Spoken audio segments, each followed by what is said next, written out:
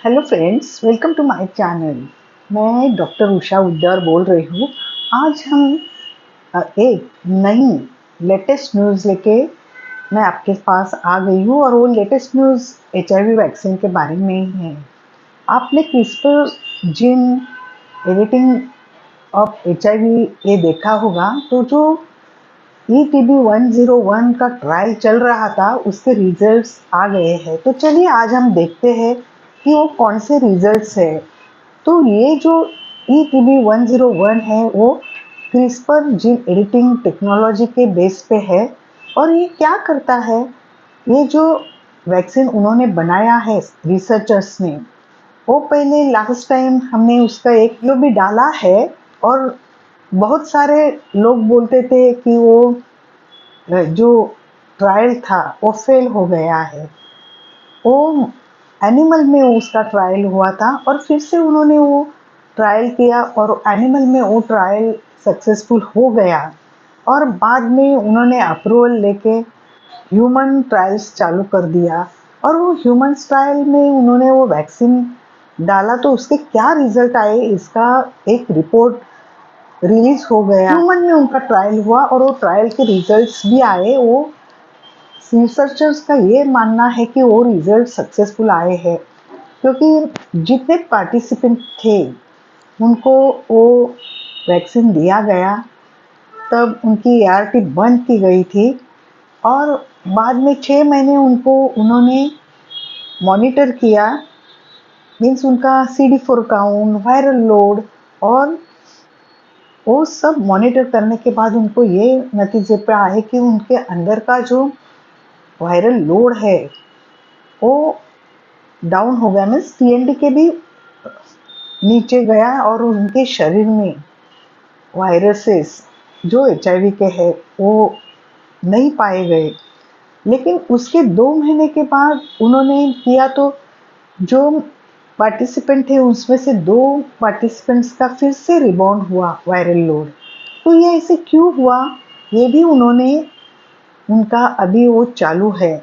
लेकिन ये जो जीन टेक्नोलॉजी है, क्रिस्पर जीन टेक्नोलॉजी, ये किसके ऊपर है? तो वो जो HIV का अफेक्ट ह्यूमन बॉडी में जब होता है तो HIV अपना खुद का एक एडिनोवायरस DNA बनाती है और वो अपने इम्यून सिस्टम में जाके छिप जाती है। अभी इम्यून सिस्टम में जाके जब हम ART खाते हैं तो वो अपने जो वायरसेस है वो शरीर में मौजूद होते हैं। मीन्स डॉर्मल स्थिति में जाते हैं और वो किधर किधर रहते हैं तो लिम्फोइड टिश्यू में होते हैं, स्प्लीन में होते हैं और ब्रेन में भी होते हैं। तो ये रिसर्चर्स का दावा, उन्होंने माइस में जो एनिमल ट्रायल किया उसमें ये तीनों जगह जो वायरल रिजर्वायर था वो निकाल दिया गया। मीन्स वो एक वैक्सीन से ही उनका सब वायरल रिजर्वायर खत्म हो गया।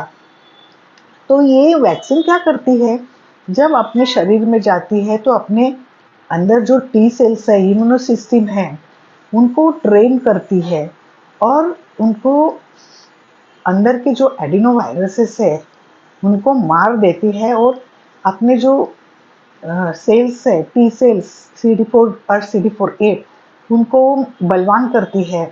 और फिर वो ज़्यादा स्ट्रांग होके वो जो लिम्फोइड टिश्यू में रिजर्वायर है, स्प्लीन में रिजर्वायर है, ब्रेन में है, उनके ऊपर जाके अटैक करके उनका नायनाट करती है। तो इस तरह से वो काम करती है। और वो एडिनोवायरस DNA को क्या करती है, तो कैंची जो क्रिस्पर एडिटिंग टेक्नोलॉजी माने वो जो उतना भाग है वो कट करके उनको फेंक देती है। तो ये जो ट्रीटमेंट है वो फंक्शनल ट्रीटमेंट है।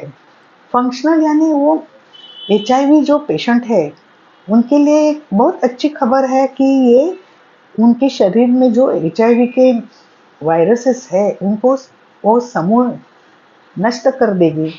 और अपनी जो दुनिया भर में 39 मिलियन पीपल है HIV बाधित, उनको भी ये राहत महसूस करेगी। लेकिन अभी उनके रिजल्ट के बाद 6 महीने तक उनका सब अच्छा था पार्टिसिपेंट का, लेकिन 2 पेशेंट में वायरल लोड बढ़ा हुआ दिखा। तो क्यों बढ़ा हुआ दिखा, ये अभी वो जो रिसर्चर्स है उसमें स्टडी कर रहे हैं कि उनका जो 6 महीने का है वो और 2 महीना और 3 महीने के बाद फिर से देना पड़ेगा क्या वो सेकेंड डोज, ये वो सोच रहे हैं।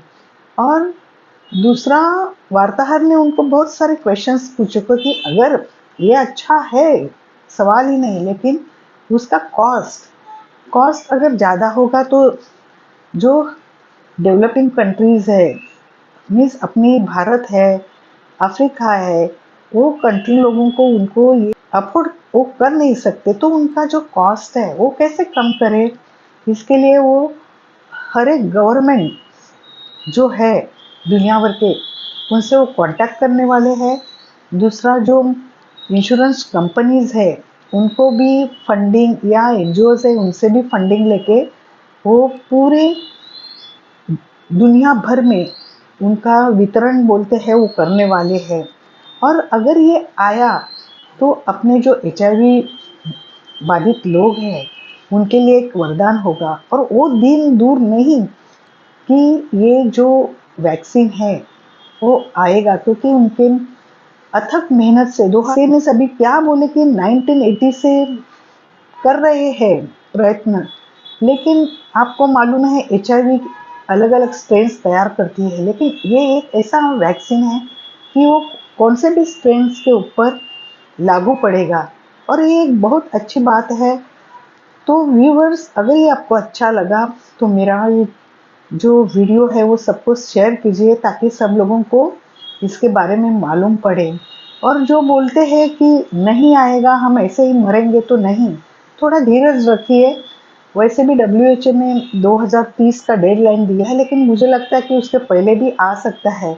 लेकिन वो कॉस्ट, इसकी वजह से वो किधर तो रुक जाएगा। और हर एक देश के अगर गवर्नमेंट इनिशिएटिव लेंगे तो अपने लोगों के पास भी वो आ सकता है। धन्यवाद।